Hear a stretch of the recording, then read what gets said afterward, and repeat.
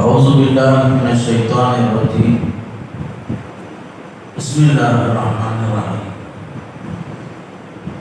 ووصینا الانسان بوالدیہ حملته امه وهنا على وهن وفصاله في عامين ان اشكر لي ولوالديك الي المصير. محترم حضرات و خواتین، السلام علیکم ورحمۃ اللہ وبرکاتہ. آج کا جو درس ہے، کل کے درس کے بعد باپ کے حقوق کے بعد ماں کے حقوق جو ہیں اولاد پر کیا کیا ہے، اس سلسلے میں قرآن اور حدیث کی روشنی میں چند باتیں آپ کے سامنے رکھنے کی کوشش کرتا ہوں. سب سے پہلے سورہ لقمان کی آیت تلاوت کی گئی، جس میں اللہ نے فرمایا وَوَصَّيْنَا الْإِنسَانَ بِوَالِدَيْهِ، ہم نے انسان کو اس کے والدین کے ساتھ تاکید کی ہے، یعنی اچھا سلوک کرنے کے تعلق سے. حملته أمه وهنا على وهن، اس کی ماں نے اس کو کمزوری پر کمزوری، تکلیف پر تکلیف برداشت کرتے ہوئے اپنے پیٹ میں رکھا تھا، اور اس کے دودھ چھڑانے کی جو مدت ہے 2 سال ہے. ان اشکر لی ولوالدیک، بس تم میرا شکریہ ادا کرو اور اپنے والدین کا شکریہ ادا کرو. الی المصیر، میری ہی جانب لوٹ کر آنا ہے. یہ سورہ لقمان میں حضرت لقمان کے ذریعے سے اللہ تعالیٰ نے بڑی کام کی باتیں، بڑی نصیحت کی باتیں، کچھ انمول باتیں امت کے لیے بطور رہنمائی ارشادات فرمائے. اس میں خصوصاً حضرت لقمان جو ہے اس زمانے کے بزرگوں میں سے بزرگ شمار ہوتے، یا اللہ کے اولیاء میں سے ولی شمار ہوتے. وہ نبی نہیں تھے، لیکن اللہ کے ولیوں میں سے، اللہ کے نیک اور برگزیدہ بندوں میں سے بندے شمار ہوتے. اس زمانے میں وہ مشہور تھے حکیم کے اعتبار سے، یعنی دانشور، حکمت کی باتیں، سمجھداری کی باتیں، دانائی کی باتیں کرنے والے. تو اس طریقے سے اللہ تعالیٰ نے انہی کے نام سے ایک سورت موسوم کیا، اور اس میں جو ہے خاص کر حضرت لقمان کے ذریعے سے ان کے فرزند کو جو نصیحت کی گئی، ان نصیحتوں کو سورہ لقمان میں اللہ نے ترتیب وار بیان فرمایا.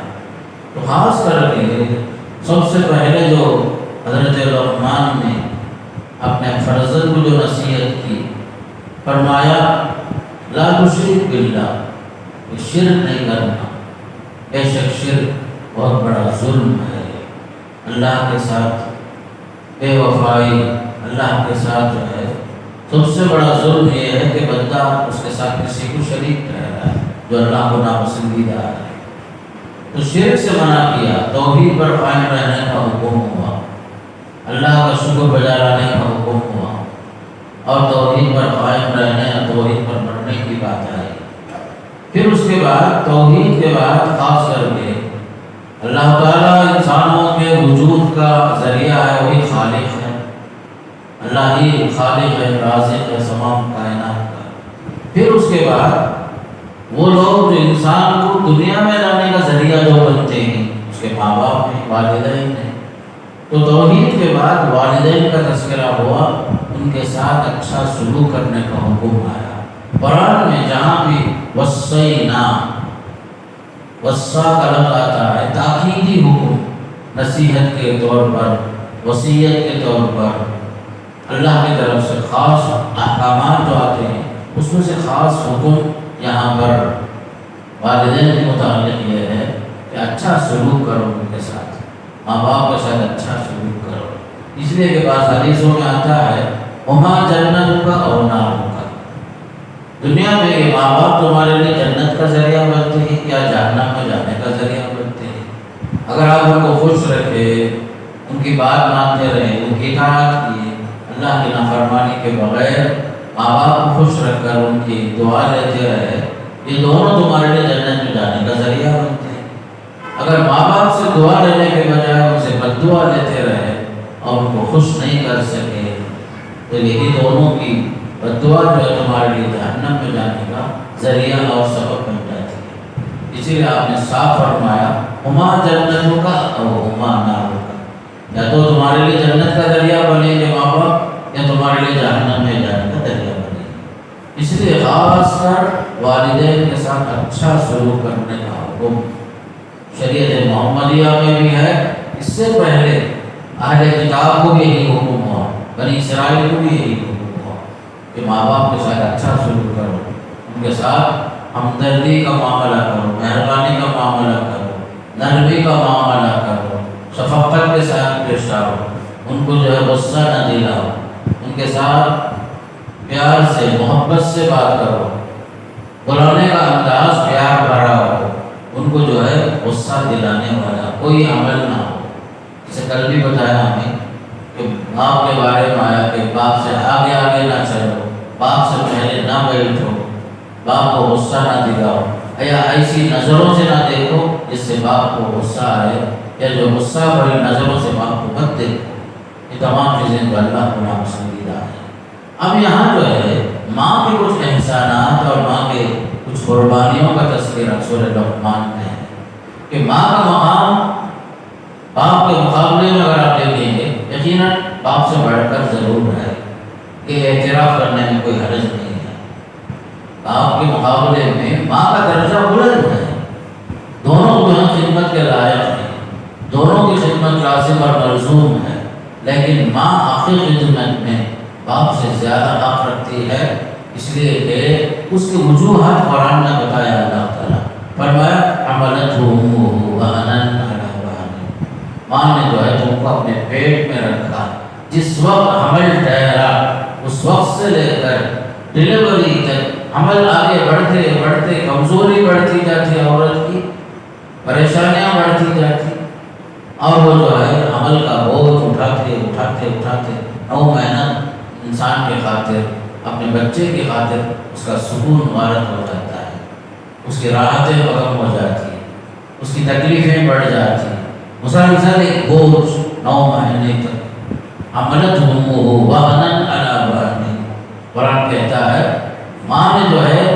تکلیفوں کو برداشت کیا، دکھ پر دکھ اٹھایا، کمزوری پر کمزوری کو برداشت کرتی رہی محض بچے کی خاطر، وہ چیزیں پرہیز کرتی رہی جو بچے کو ماں کے پیٹ میں جو بچہ ہے اسے نقصان پہنچانے والا ہے۔ اتنا تک لحاظ رکھی، کھانے میں، پینے میں، بیٹھنے میں، اٹھنے میں، سونے میں، ہر چیز میں ڈلیوری تک ایک عورت جو ہے پوری قربانی دیتی ہے بچے کی خاطر، ہر لحاظ سے ماں کے پیٹ میں جو بچہ ہے جنین کی شکل میں، اسے کوئی دھکا نہ لگے، اسے کوئی تکلیف نہ پہنچے، اس کا کھانا بھی جو ہے بچے کے خاطر، اس کا آرام کرنا بھی بچے کے خاطر، اس کی تکلیفیں بھی جو برداشت کرتی رہی، یہاں تک کہ بچہ جو ہے 9 مہینہ 10 دن یا اس سے آگے پیچھے پیدا ہوتا ہے۔ بعض قبیلوں میں یہ بھی ثابت ہے، عرب قبیلوں میں 9 مہینہ 10 دن ہی نہیں بلکہ اس سے زیادہ بھی بعض بچے ماں کے پیٹ میں رہے، سال سے بڑھ کر بھی عورتوں نے جو ہے بچوں کو پیٹ میں اپنے پیٹ میں اس کا بوجھ اٹھایا۔ یہ جو ہے ہمارے علاقوں میں مشہور ہے 9 مہینہ 10 دن ایسا ہو کر، لیکن اس سے بڑھ کر بھی ثابت ہے تاریخ میں قبائل کے اندر بعض عورتیں سالوں میں باقاعدہ بچے کا بوجھ اٹھاتی رہی۔ قرآن وہی کہتا ہے تم جو ذرا اسے یاد کرو، اس کے احسانات کو یاد کرو، کتنا بڑا احسان، صرف 9 مہینے کی مدت ہی اہم نہیں ہے، وہ بوجھ اٹھانا، پھر اس کے بعد ڈلیوری، موت اور حیات کے درمیان ایک کشمکش، ایک بچہ جو پیدا ہوتا ہے ایسا ہی نہیں ہوتا، وہی عورت جانتی ہے جس نے بچے کو جنم دیا ہے، ہر عورت کو بھی نہیں معلوم یہ تکلیف کیا ہے، درد ذہن کہتے ہیں اسے، اس درد ذہن کی تکلیف موت اور حیات کے درمیان ایک کشمکش، کہیں عورت قربان بھی ہو جاتی، بچہ زندہ بچ جاتا، کہیں جو ہے ماں جو ہے زندہ سالم ہے اور بچہ ماں کے پیٹ میں ہی ختم ہو جاتا دنیا میں آنے سے پہلے۔ ایک موت و حیات کے درمیان ایک کشمکش، محض بچے کے خاطر ہر تکلیف برداشت کر لیتی ہے عورت۔ صرف اتنا ہی نہیں، بچہ پیدا ہو گیا تو خوشی کا ایک عالم رہتا ہے دونوں خاندانوں میں، باپ کے خاندان میں، ماں کے خاندان میں، لیکن اس کے باوجود یہ ساری تکلیفیں عورت تنہا اٹھا رہی ہے۔ حمل کے مدت کی جو تکلیفیں ہیں اس میں باپ شریک نہیں ہوتا، تنہا عورت اٹھاتی ہے۔ پھر اس کے بعد دیکھو بچہ پیدا ہو گیا، 2 سال 3 سال 4 سال تک بھی جب تک بچہ بولنے کی طاقت اس کے اندر نہیں ہے، صرف روتا ہے، ساری چیزیں عورت برداشت کرتی، اس کے خاطر نیند حرام کر لیتی، کھانے میں پینے میں، اس کے پیشاب اتنے بار پیشاب ہوتے ہیں، اس کے خزائن حاجت سب صاف کرتی۔ رات میں بچہ اگر روتا ہے پریشان ہو کر حکیم کے پاس جاؤ، ڈاکٹر کے پاس جاؤ، فلاں کے پاس جاؤ، مسلسل اگر بچہ روتا ہے سب سے زیادہ پریشان عورت ہوتی ہے، اس کے خاطر جاگنا، اس کے خاطر رونا، بچہ جب سوتا ہے اس وقت سونا، بچہ جاگتے وقت سوئے گا تو بچے کے لیے پریشانی ہوگی۔ تو کتنی نزاکتیں ہیں جو ایک ماں کی حیثیت سے ایک عورت قربانی دیتی ہے۔ پیشاب بھی کر دیا بچہ، اسے کوئی برا نہیں سمجھتی، کپڑے میں گندگی کر دیا اسے برا نہیں سمجھتی بچہ۔ ایک عورت کی قربانیاں دیکھو، کتنے بار بستر خراب ہو جاتا ہے، سردی کا موسم، بعض غریب گھروں میں چادر بھی زیادہ میسر نہیں ہوتے، اسی میں پیشاب ہو گیا، اسی میں ماں بھی سوتے ہیں، باپ بھی سوتے ہیں، ان کے لیے کیسی قربانیاں ایک عورت دیتی ہے، ساتھ میں ماں باپ بھی شریک ہوتا ہے۔ ایک بچے کا چلنا پھرنا، جتنی خوشی ماں باپ کو ہوتی ہے کسی اور کو نہیں ہوتی۔ بچہ چلنے کے لائق ہو گیا، بچہ جو ہے ماں بول رہا ہے بہت زیادہ خوشی ہو، بچہ باپ بول دیا سب خوش ہو گئے، ہاتھ سے ماں چلنے سے خوش ہو گئے، رینگتا ہے بچہ خوش ہو گئے ماں باپ۔ یہ پوری زندگی جو ہے ایک عورت کی اور ساتھ میں اس شوہر کی ایک بچے کے خاطر، اس بچے کے خاطر کتنی قربانیاں، اس کی قدم قدم پر جو ہے ہر چیز کے لیے ماں باپ قربانیاں، مال کی قربانی، جان کی قربانی، راحت کی قربانی، ہر چیز کی قربانی دیتے ہیں۔ اور ہم دیکھو اسی وجہ سے اس جگہ میں باپ کا درجہ اس کے مقابلے میں کم ضرور ہے، ماں کا درجہ بہت بلند کر دیا، خاص کر کے اس کی ماں نے تکلیف اور تکلیفیں اٹھا کر کے اس کو جنم دیا ہے۔ اس کے ساتھ اور ایک بہت بڑا مسئلہ وفصالہ فی عامین، 2 سال جو ہے اپنا خون جگر دودھ کی شکل میں بچے کو پلاتی، دودھ پلانے کی مدت 2 سال ہے، ایک دن 2 دن میں بہے، 2 سال بچے کا حق ہے، ماں جو بچے کو دودھ پلاتی ہے 2 سال تک خون جگر بچے کو جو ہے اس کے منہ میں نچوڑ کر پلاتی ہے۔ اس کا کتنا بڑا احسان ہے۔ ایک بچہ جو دنیا میں وجود پاتا ہے، اس کی زندگی جو ملتی ہے، اس میں ماں کا بڑا احسان ہے۔ باپ ایک ذریعہ ضرور ہے، سبب ضرور ہے، اس بچے کو کوئی غذا نہیں سوائے ماں کے دودھ کے۔ اور آج کے میڈیکل سائنس میں پورے ڈاکٹروں کا اتفاق ہے، اس معصوم بچے کے لیے ماں کے دودھ سے بڑھ کر کوئی اچھی غذا ہو نہیں سکتی۔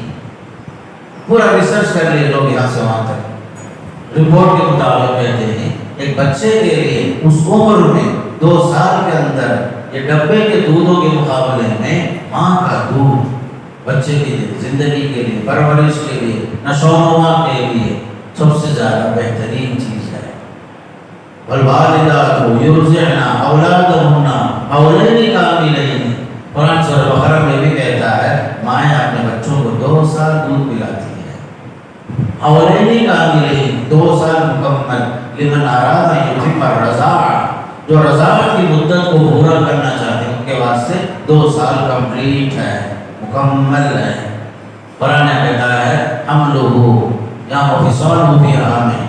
پھر اور ایک آیت میں اللہ نے بھی فرمایا وحملہ وفصالہ 30 شہرا، سورہ احقاف میں، کہ ایک عورت کے حمل کی مدت کم سے کم 6 مہینہ ہے اور 2 سال دودھ پلانے کی مدت ہے، تقریباً سمجھو 30 مہینے۔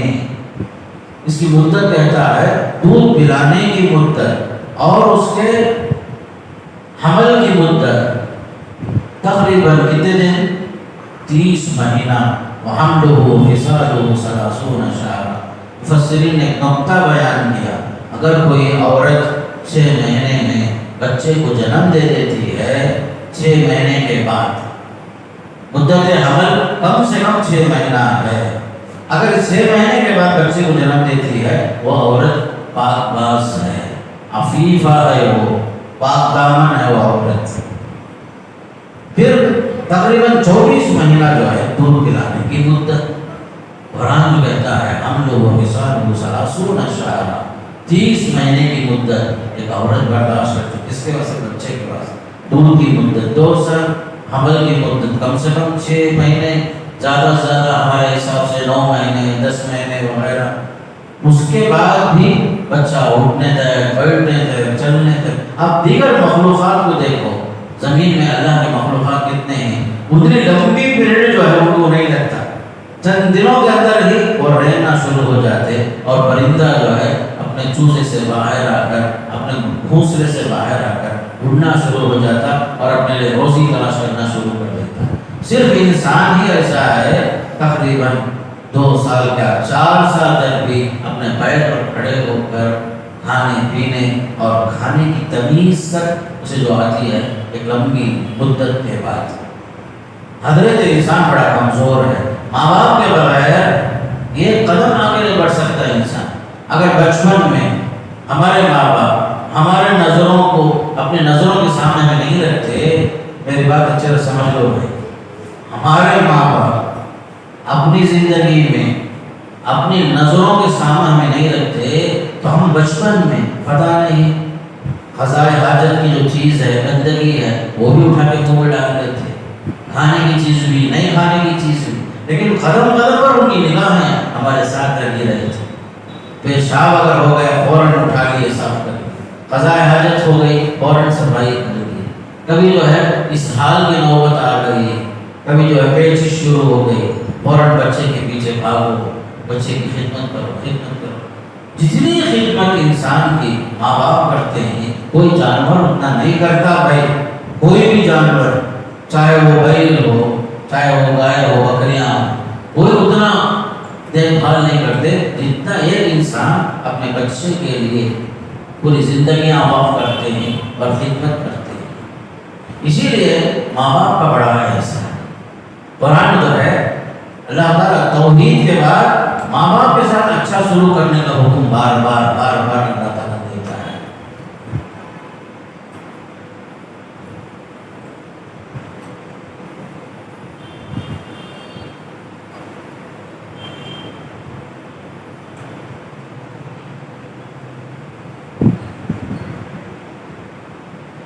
اس آیت میں اللہ نے فرمایا انشکر لی ولوالدیک، ماں باپ کا اتنا بڑا احسان ہے.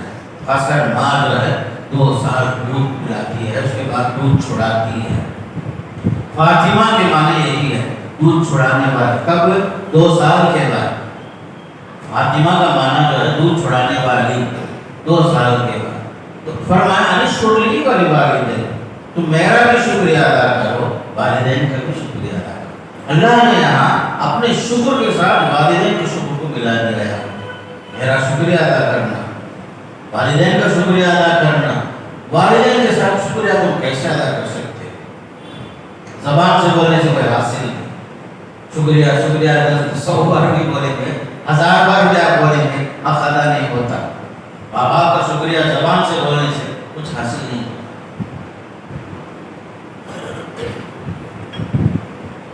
شکریہ کا طریقہ یہ ہے کہ آپ ان کی اطاعت کریں، فرما برداری کریں.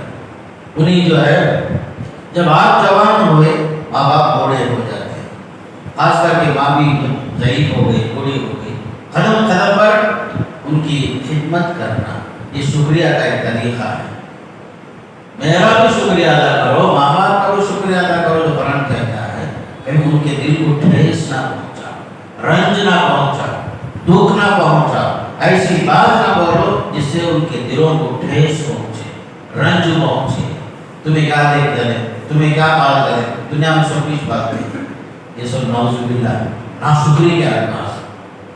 ماں باپ کا حق آپ ادا ہی نہیں کر سکتے، خاص کر کے ان کا احسان اتنا زیادہ رہتا ہے، آپ جو ہے ڈائری میں بھی اگر آپ نوٹ کرنا چاہیں نہیں کر سکتے، بہت زیادہ احسان. اور یہ لوگ جو ہے احسان کر کے اس کا معاوضہ اور بدلہ بھی نہیں چاہتے اولاد سے. دنیا والے دیکھو، آپ کوئی آدمی میرے اوپر احسان کرا ہو یا میں کسی پر احسان کروں، میں نیچرل طور پر چاہتا ہوں کہ وہ میرے ساتھ ہمدردی کرے کیونکہ میرا احسان اس کے اوپر ہے. لیکن ماں باپ جو ہے احسان کرتے کرتے پوری زندگی گزارنے کے باوجود اس کا بدلہ نہیں چاہتے، لیکن وہ چاہتے ہیں کہ میرے لخت جگر کو آخر تک کوئی درد نہ ہے، کوئی تکلیف نہ پہنچے، وہ خوش رہے. ہماری زندگی گزری لیکن میرا بچہ اچھا رہے. ہر ماں باپ کی یہی خواہش ہوتی. قرآن یہ کہتا ہے ان کا شکریہ ادا کرو خدمت کے ذریعے سے، اطاعت کے ذریعے سے، فرما برداری کے ذریعے سے، دعا کے ذریعے سے. جیسا کہ سورہ بنی اسرائیل نے فرمایا ان کے لیے جھک جاؤ، وقل لہما قولا کریما، اچھی بات ہے، نرمی کے ساتھ بات کرو. ماں باپ کے ساتھ بے ادبی کا مظاہرہ نہ کرو. باادب جو ہوتا ہے بامراد ہوتا ہے، بانصیب ہوتا ہے. جو ماں باپ کے ساتھ بے ادبی کرے گا زندگی میں کبھی وہ سکھ نہیں پا سکتا، آرام نہیں پا سکتا اس شخص. مجھے آج ہی ایک روایت ملی، اب تک میری نظروں میں وہ روایت نہیں تھی. آج ایک روایت میری بیہقی میں کہ والدین کی حق تلفی کی سزا آخرت سے پہلے دنیا میں ہی دی جاتی ہے. بہت سارے گناہ ہیں انسان کرتا ہے، بس گناہوں کی سزا دنیا میں نہیں ملتی، آخرت میں مؤخر کیا جاتا ہے. لیکن خاص کر والدین کے ساتھ بدسلوکی، بد اخلاقی یا ان کو رنج پہنچانے کا جو عمل ہے اس کے بارے میں بیہقی میں یہ حدیث آ رہی ہے کہ اس کی سزا جو ہے آخرت سے پہلے دنیا میں ہی دی جاتی ہے. اس لیے بچوں اللہ سے دعا کرو جو ہے کہ ہماری وجہ سے ہمارے ماں باپ کو تکلیف نہ ہو. ایک روایت میں آتا ہے ایک صحابی پوچھتے ہیں یا رسول اللہ کہ میرے والدین میں سب سے زیادہ اس کے سلوک کے حقدار کون ہیں؟ آپ نے فرمایا کہ تمہاری ماں. پھر سوال ہوا تو آپ نے فرمایا تمہاری ماں. پھر تیسرے بار بھی سوال ہے تمہاری ماں ہی. آپ نے فرمایا چوتھے درجے میں فرمایا تمہارے باپ تمہارے حسن سلوک کے زیادہ حقدار ہیں. اس سے معلوم ہوتا ہے کہ خاص کر کے ماں کا درجہ باپ کے مقابلے میں بلند ہے، اس لیے اس کی قربانیاں بہت ہیں، اس کی خدمتیں بہت ہیں. جتنی خدمت ماں کرتی ہے، ماں جو بچے کے واسطے حلال خور بن جاتی، دھوبی بن جاتی، بوجھ اٹھاتی ہے بچے کا، کمر پہ رکھ لیے زمانے تک. ایک بچہ جو کمر پہ رکھتی جو عورت ہے 7-8 کلو سے کم نہیں ہوتا، تب تک بھی بچے اٹھاتی رہتی.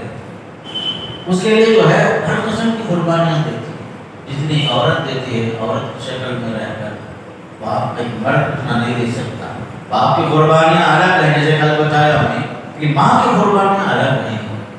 رات میں اچانک 1 بجے 2 بجے بچہ رونا شروع کیا، بولو فوراً عورت چوکنا ہو جائے، دودھ پلانے کے لیے تیار ہو جائے. وقت بھی نہیں دیتے، وقت بے وقت کوئی بات. پیشاب کر دیا بچہ رویا فوراً اٹھ لے جاؤ. یہ جو قربانیاں ہیں میرے دوستوں، اس کا حق ہم ادا نہیں کر سکتے، حق ادا نہیں کر سکتے. اسی لیے یاد رکھو قرآن میں اللہ نے صاف فرمایا کہ ان کو چھڑکی بھی نہیں دینا.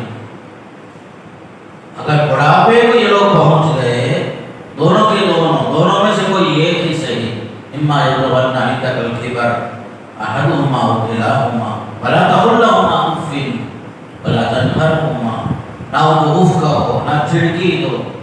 قل لهما قولا کریما واخفض لهما جناح الذل من الرحمہ، آج اسی سے جھک جاؤ ان کے سامنے، بلکہ دعا بھی کرو اور رب ارحمہما کما ربیانی صغیرا. رب ارحمہما کما ربیانی صغیرا جو ہے وہ پیاری دعا. پروردگار میں ان کا حق ادا نہیں کر سکتا، ان پر تو ایسا ہی رحم کر جیسے ان لوگ مجھے پالے ہی پوسے ہی میرے تکلیفوں کو اٹھائے ہی. آج میں بڑے روب داب کے ساتھ ایک بڑی شخصیت بن کر آپ کے سامنے کھڑا ہوں. پروردگار میں ایک زمانے میں وہ تھا جو میرے ماں باپ بھی جانتے تھے، مرنے کے قریب تھا. باپ نے جو ہے اپنی پوری محنت لگا دی، اپنی پوری دولت لگا دی بچے کو بچانے کے واسطے. ترکی میں زلزلہ آیا بھائی، بعض عورتیں تو نہیں، زلزلے میں بچے کو اپنے گریبان میں دبا کر کے پکڑ کے رکھے ہیں، اسی حالت میں شہید بھی ہو گئے، لیکن بچہ صحیح سا ہے، بچہ صحیح سا ہے۔ کتنی بڑی فرق ہے، ایک عورت جو ہے اپنے بچے کے خاطر اپنی جان دے رہی ہے، یہی ایک ماں اسی کا نام، ماں کی ممتا اسی کا نام، خود تکلیف اٹھائے بچے کی تکلیف نہ ہو، اسی کا نام جو ہے ماں کا لفظ ہے۔ اس کے لیے اس سے پیارا لفظ جو ہے دنیا میں کہیں بھی آپ کو نظر نہیں آ سکتا۔ بڑی قربانیاں، خاص کر ماں کی جو قربانیاں ہیں بہت ہیں۔ بہرحال مجھے بات سمیٹنا ہے، وقت کم ہے آپ کے سامنے۔ اب دیکھو بعض مرتبہ ماں باپ جو ہے مشرک بھی ہوتے ہیں، اس کے باوجود شریعت کہتی ہے ان کے ساتھ اچھا سلوک کرو، اچھا سلوک کرو۔ دین کا معاملہ الگ ہے، فیملی میٹر الگ ہے، حسن سلوک کا حکم مشرک ماں باپ کے ساتھ بھی ہے۔ میں بہت دور نہیں جاتا، خود آپ کے گھر میں، اللہ کے نبی صلی اللہ علیہ وسلم کے گھر میں، آپ کے ازواج مطہرات میں اسماء بنت ابو بکر آپ کی بیوی تھی، ان کی ماں مشرکہ تھی، اسلام میں نہیں آئی تھی۔ وہ زمانے میں مدینے سے، مکے سے جو مدینہ آئی، کون ہے؟ حضرت اسماء کی والدہ جو مشرکہ تھی۔ حضرت اسماء پوچھے اللہ کے رسول سے، یا رسول اللہ میری اماں جو ہے مکے سے آئے، کچھ کھجور لائے، شہد، پنیر، اس طرح کے اس زمانے کچھ تحفے بھی لے کر آئے، اور وہ چاہتی ہیں کہ میں کچھ مالی مدد بھی کروں، تو کیا مجھے یہ حق ہے مشرک ماں کے ساتھ صلہ رحمی کروں؟ تو آپ نے فرمایا سلی ہوں گا، یہ مت دیکھو تمہاری ماں مشرک ہے، ماں ہے اس کا حق ہے، اس کا حق ہے ماں کے ساتھ صلہ رحمی کرو، رشتہ جوڑو، انہیں جو ہے دکھ نہ پہنچو، تکلیف نہ پہنچو۔ اسلام یہاں تک چاہتا ہے کہ مشرک ماں باپ بھی کیوں نہ ہو، آپ اسلام میں آ گئے تو گھر چھوڑ کر باہر نہیں آنا۔ بعض لوگ جو ہے نو مسلموں کو یہ فوراً بول دیتے ہیں تمہیں مسلمان ہو گئے ہی، تمہارے ماں باپ اگر مشرک ہے تو گھر میں رہنا نہیں، باہر آ جاؤ، غلط بات ہے۔ مشرک ماں باپ کے ساتھ بھی بچہ رہے گا، اسی گھر میں رہے گا، ماں باپ کی خدمت کرے گا، صلہ رحمی کرتے رہیں گے۔ دین کا معاملہ جہاں پوجا پاٹ کی بات ہے وہاں بچہ شرک کے معاملے میں ساتھ نہیں دے گا، لیکن توحید پر خود قائم رہے گا، لیکن دینداری الگ معاملہ ہے۔ لیکن صلہ رحمی مشرک ماں باپ کے ساتھ بھی ہمیشہ باقی رکھنا چاہیے۔ وہ زمانے میں بعض صحابہ جو ہے جہاد میں شریک ہونے کے واسطے نام لکھ دیے، آ کر شریک بھی ہو گئے۔ بعد میں معلوم ہوا کہ ان کے ماں باپ زندہ ہیں، بوڑھے ہیں، ضعیف ہیں، تو آپ صلی اللہ علیہ وسلم سے اجازت پوچھ رہے تھے وہ صحابی، کیا میں جو ہے جہاد میں شریک ہو سکتا ہوں، جبکہ میرے ماں باپ کی خواہش ہے کہ میں ان کے ساتھ رہ کر ان کی خدمت کروں۔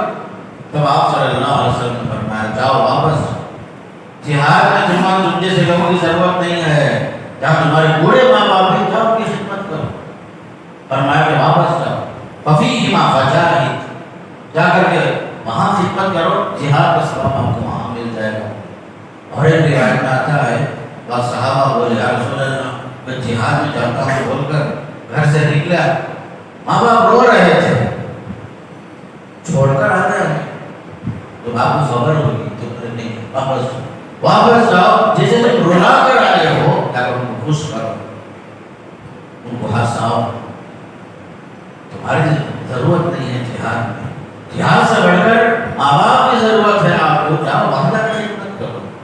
تو میں یہاں ایک نقطہ کو بتانا چاہتا ہوں، بوڑھے ماں باپ کو چھوڑ کر الگ جینا کے نام سے ہمارے بچے، ہمارے نوجوان جو ہے چھوڑ کر نکل جاتے ہیں۔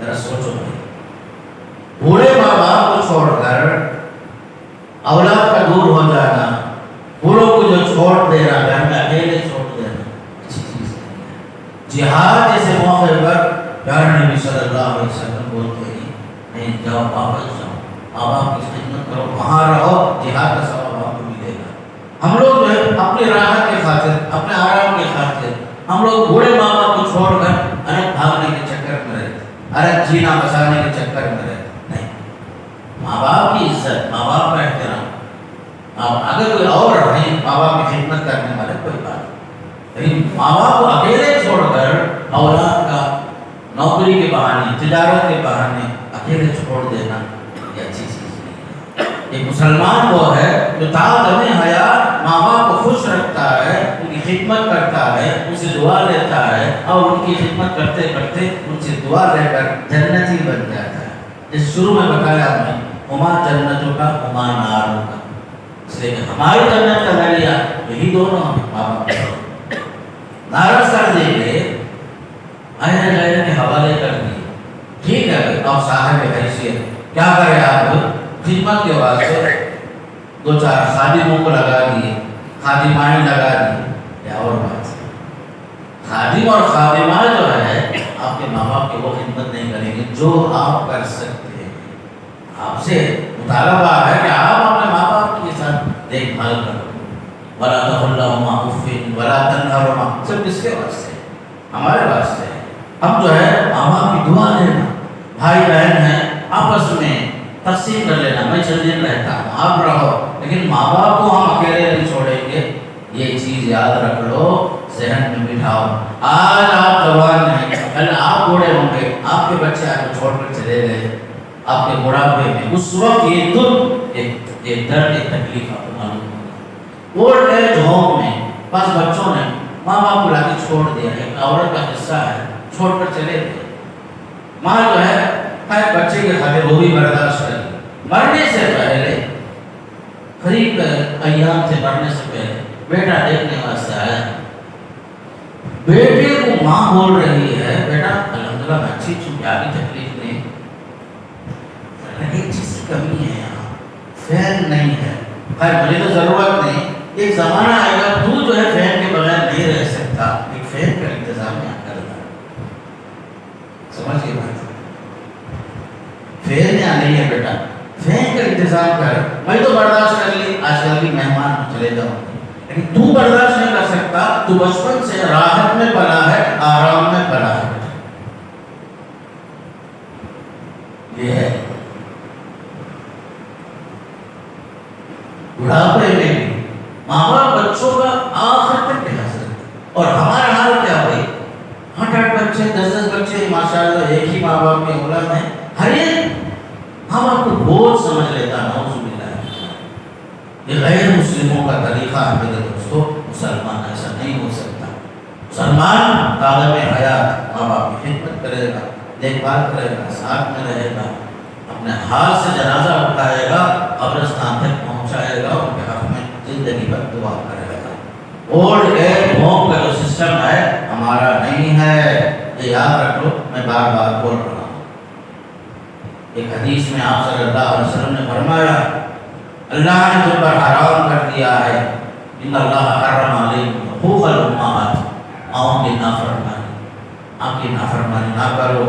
پھر فرمایا وقت دل بنا، بچوں کو لڑکیوں کو زندہ درگور کرنا یہ بھی حرام کر دیا۔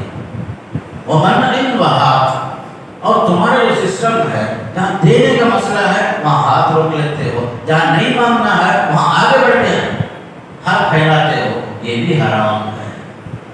تو حقوق الامہات، ماؤں کی نافرمانی اللہ نے حرام کر دیا، حرام کر دیا۔ یاد رکھنا، ماں باپ کو خوش رکھنا، ان کی دعا دینا، آخر تک خدمت کرنا، خود بھوکے رہ کر کے ماں باپ کو کھلانا پلانا۔ میرے دوست بنی اسرائیل کے واقعات بہت آپ سنے ہوں گے کئی بار خطبے میں وغیرہ، ماں باپ بوڑھے ماں باپ کی خدمت کرتا تھا، ایک چرواہا جو ہے آخر میں چٹان میں غار میں جو پھنس گیا تھا، وہ نیک عمل اللہ کو پسند آیا، وہ چٹان ذرا ہٹ جاتا ہے اس کے نیک عمل کی وجہ سے جو وہ کرتا تھا پہلے۔ آج کے زمانے میں آپ دیکھیے پیارے نبی صلی اللہ علیہ وسلم 1400 سال جو پہلے بولے آج بالکل سچا معلوم ہو رہا ہے۔ آپ نے صاف فرمایا قیامت کی علامتیں ہوگی، لوگ جو ہیں دوست و احباب کی عزت کریں گے، ماں باپ کی توہین کریں گے، بولے صلی اللہ علیہ وسلم ماں باپ کی توہین کریں گے، دوست و احباب کی عزت کریں گے۔ باہر دیکھو تو بڑے شریف آدمی ہیں، گھر میں جو ہے ماں باپ نفرت کرتے، بلکہ میں خود سنا ہوں اپنے کانوں سے، بعض ماں باپ اپنے اولاد سے اتنے ناراض ہیں، بد دعا کرتے، نہیں پیدا ہوتا پیدا ہو کو فائدہ نہیں، اس کے حق میں بد دعا کرتے ہیں، ایسا نہیں ہونا۔ ماں باپ سے دعا لینا، ان کے منہ سے یہ جملہ نہیں آنا، ایک ماں یا باپ کتنی تکلیف کے بعد یہ بات بولیں گے، ذرا سوچ کر دیکھو، نہیں پیدا ہو اچھا تھا، کیا فائدہ ہے اس کی زندگی سے ہم؟ کیوں؟ بس بچے تو نہیں ماں باپ سے حق مانگتے، حق کے نام سے پراپرٹی مانگتے، حصہ مانگتے، نعوذ باللہ۔ بعض بچے جو ہیں ماں باپ کو مار بھی دیے ہیں، ایسی اولاد زندگی میں کبھی جو ہے ترقی نہیں کر سکتی انشاءاللہ۔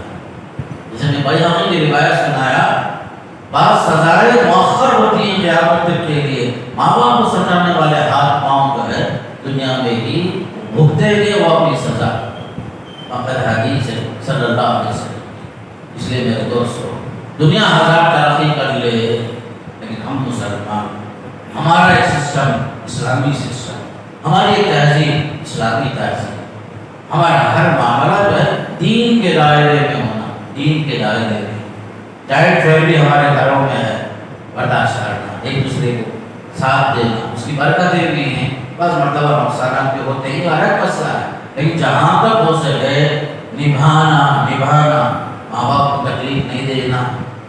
ایک مرتبہ ایک صاحب نے حضرت عمر سے کہا، میں اپنی والدہ کی خدمت کر رہا ہوں جیسے وہ بچپن میں میری خدمت کرتی تھی۔ بولے اچھا سن لو آپ لوگ، حضرت عمر سے کہا، بولے وہ صاحب میں اسی طرح خدمت کرتا ہوں جیسے ہمارے اماں جو بچپن میں میری خدمت کر رہے تھے نا، وہ بہو وہی خدمت کر لگوں۔ بولے تو فوراً حضرت عمر فاروق رضی اللہ تعالیٰ عنہ بولے، پھر پوچھے وہ صاحب کیا میں حق ادا کر دیا کیا؟ جو خدمت ہمارے اماں کر رہے تھے، ہو سکتا ہے وہ ماں باپ بیمار اور ضعیف ہو گئے ہوں، پوری خدمت کر رہا ہو، قضائے حاجت، پیشاب وغیرہ کی ضرورت، یہ ہو سکتا ہے۔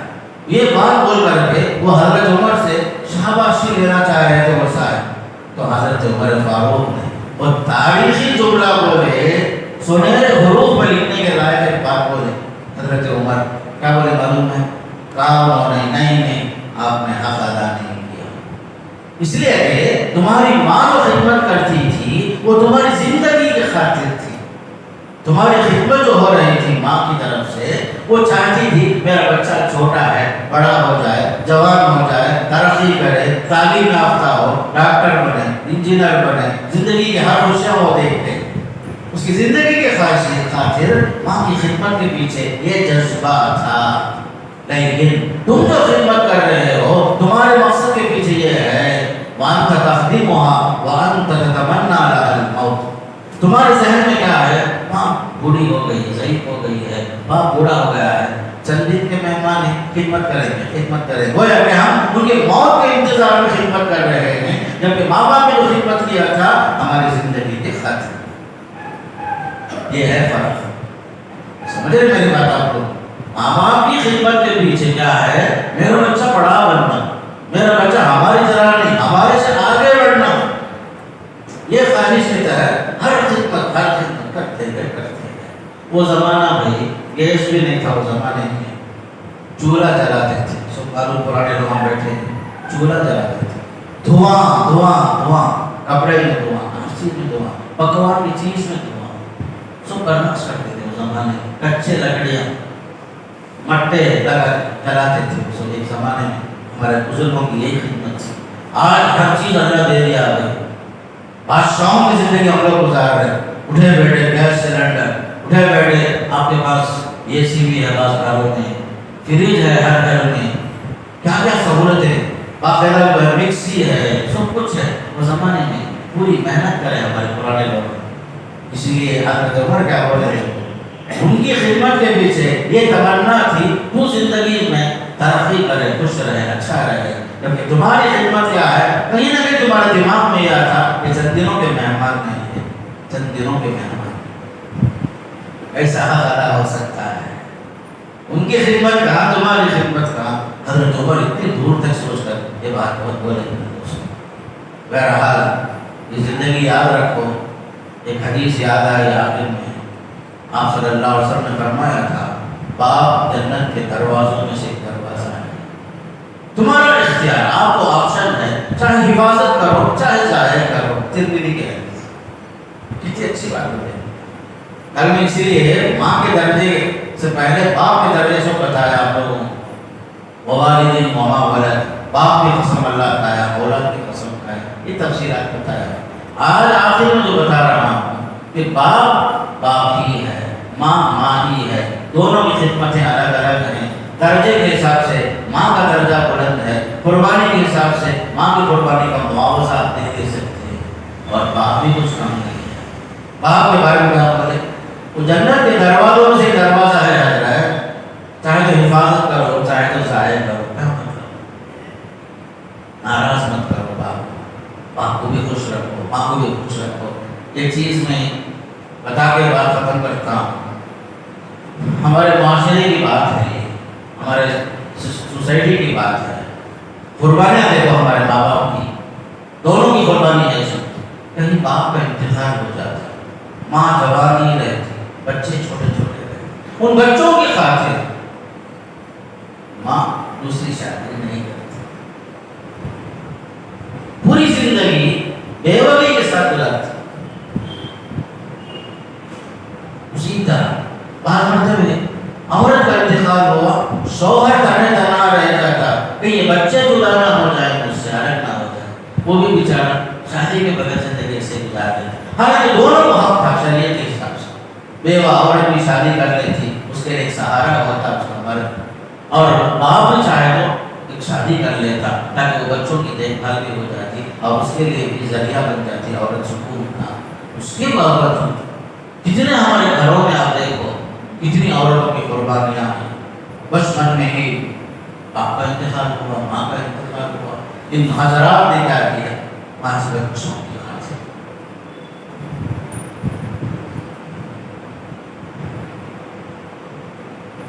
شادی نہیں کرتے وہ لوگ, کیوں, پانچ بچوں کی خاطر. اب ہمارا فرض کیا ہے, زندہ ہیں تو ان کے ساتھ اچھا سلوک کرنا, وفات ہو گئی ہے تو رب اغفر لی ولوالدی وللمؤمنین یوم یقوم الحساب, یہ دعا ہمیشہ کرتے رہو.